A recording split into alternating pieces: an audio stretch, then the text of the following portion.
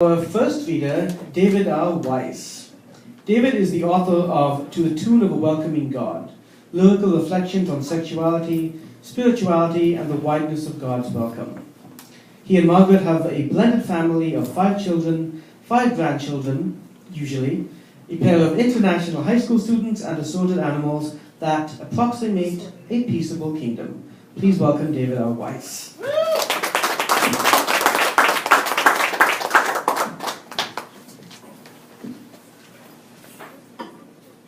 Thank you.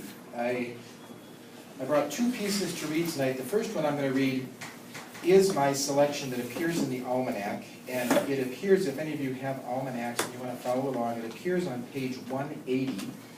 It's worth finding it because the Almanac was able to find an artist who did a wonderful piece of art to match my short essay. So it is titled The Fantastic Four, and it's a reflection on my experience as an election judge. The Fantastic Four. Okay, I am not a superhero, but I will lay claim to something more than mere delusions of grandeur. Like the superheroes of our imagination, I am an otherwise ordinary-looking individual, and like them, on occasion I manifest extraordinary powers to preserve our freedom and democracy. So it was that 4 of us circled ourselves in the early dawn at the edge of an empty St. Paul school parking lot on a Tuesday morning in August. The gentle breeze and clear skies seemed innocuous, but the stillness might have signaled to an attentive onlooker that something unusual, something extraordinary was about to happen. And then it did.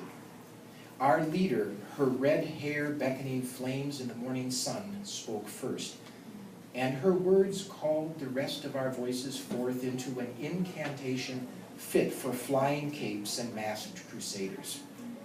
I solemnly swear that I will perform the duties of election judge according to the law and the best of my ability, and will diligently endeavor to prevent fraud, deceit, and abuse in conducting this election. I will perform my duties in a fair and impartial manner and not attempt to create an advantage for my party or for any candidate. Oh, you say? No, not oh. In the vivid vocabulary of Vice President Joe Biden, this is a big effing deal. I mean, 4 of us, complete strangers, meet in an empty school parking lot at 6 a.m.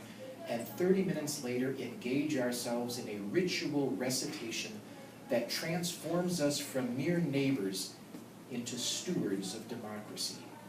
With these words, we become keepers of an electoral process for which many around the globe still yearn. True, mostly we just push papers, register new voters, collect signatures in the registration roster, hand out receipts at one table, and then collect them at the very next table in exchange for a ballot, and see to it that the ballots, duly marked, make their way into the big black box that today becomes the voice of our combined citizenship. So capes, tights, and masks would probably be overkill. But on this day, in the humble and sporadic, it was a primary election after all, procession of citizens who cast their votes, the highest ideals of our democracy are being practiced. Setting campaign rhetoric aside, but with competing visions of the common good still claiming our silent allegiances, on this day, we do something all too uncommon on our planet. We settle our differences peacefully. And on this day, as the sun rises, a whole assortment of us step out of our otherwise ordinary lives to become election judges for a day. If superhero is an overstatement, it is only just barely so. After all, in a democracy, the real superpower is helping to ensure that every vote, every voice is heard.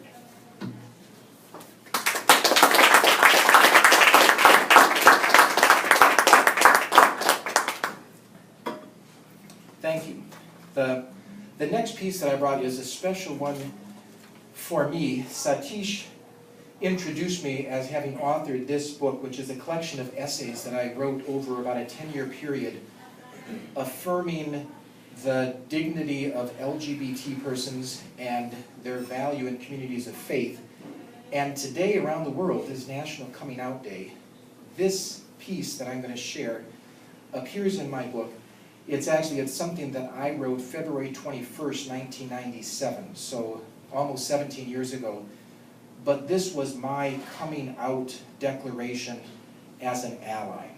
And I think the only thing you need to know for context, I wrote this in response to an anonymous lament that appeared in a campus publication at the University of Notre Dame. I was in graduate school there at the time, and it was written by a young man who was a gay senior, and in his lament, he talked about that he was going to graduate this spring, having been a student at Notre Dame for 4 years, and that he had not come out to a single person during those 4 years for fear of what it would cost him.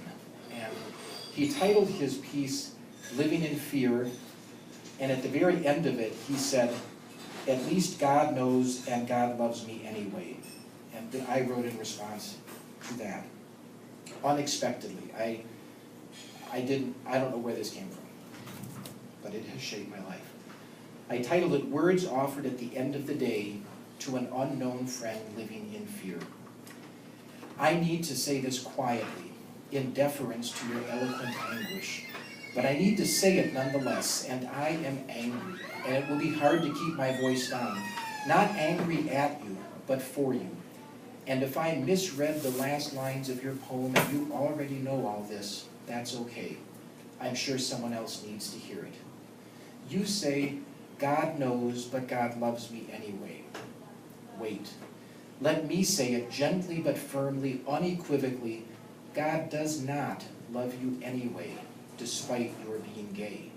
God does not need to overlook the way you are to smile at the beauty of your humanity, at the earthy reflection of divine love as you are gaily, and I don't mean just happily, imago Dei. Do you hear me, my friend? I will be downright strident about this because I see now that if God keeps silent in the face of your anguish, it is only because I wouldn't lend God the use of my words. Well, here they are. When Hosea spoke of a day when God would have pity on not pitied and would say to not my people, you are my people, Hosea meant you, and I hope that day is now. When Isaiah welcomed foreigners and eunuchs ever before outcast from the presence of God into the temple, well, Isaiah meant to welcome you as well, and to name your praise like their praise as more dear to God than even that of the faithful Jews or Christians, perhaps because your praise is broad over the objections and insults of so many of us, and yet still finds its way to God. And when Peter was treated to that heavenly picnic of assorted forbidden foods, it was to remind him of Isaiah's same insight, that the church dare not exclude those who come at God's own call. When Jesus stopped to speak and sip with the Samaritan woman at the well, perhaps she too thought that his fellowship came to her anyway, despite her ethnic outcast baggage. But I tell you, my friend, and I am not scared to be flamboyant if need be, Jesus offered her living words and living water because of who she was. He relished her Samaritan beauty. He chose her for the kingdom, and when he did, he meant for you to feel chosen too, not despite, but because of your gayness.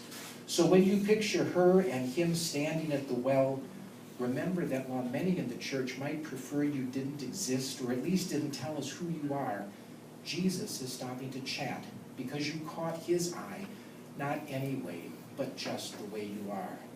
Can you hear me yet, my friend? I am not afraid to be audacious if I have to. When Jesus sent his disciples out 2 by 2, he said to them that if any town refused to welcome them in his name, well, on Judgment Day, those towns would fare far worse than Sodom and Gomorrah. Okay, it isn't in the text, I admit it. But I will say it anyways because it's true. Jesus meant to say as much to all you same-sex couples who, not unlike those disciples, come 2 by 2, hoping for a bit of hospitality from the church. What irony that we who have so long burdened you with the sin of Sodom and Gomorrah find that the fire and brimstone are finally aimed our way. And when Jesus said that foxes have holes and birds have nests, but the Son of Man has no place to lay his head, he knew that if ever a day came when churches with their omnipresent crosses of gilded gold thought that now Christ surely had a place to lay his head, he knew that you, my friend, would know better. For with your anguish every night you bear a fearful witness to us all, until your head rests fully welcome within these walls.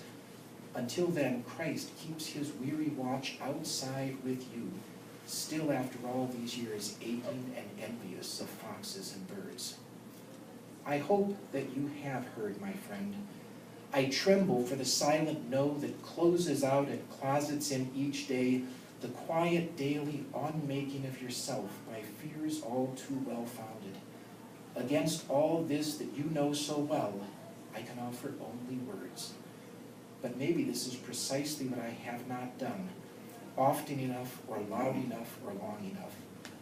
So I hope, my unknown friend, that at the end of this day and the next and on, that when you crawl beneath your covers of so much more than linen, you remember these words that I offer in gentle but firm, unequivocal, strident, flamboyant, audacious witness.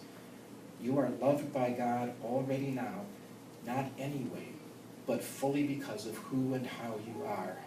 And I wait with you for the day when no becomes yes, and you place yourself truthful in our midst. I wait patiently, because who am I to tell you when to step beyond the fears we have heaped up in your way? And because who am I to think your fear is not in part indebted to the comfort of my own silence? And I wait impatiently, because I know at least this much, that God is anxious for you to share the joy God takes in the very beauty of who and how you are.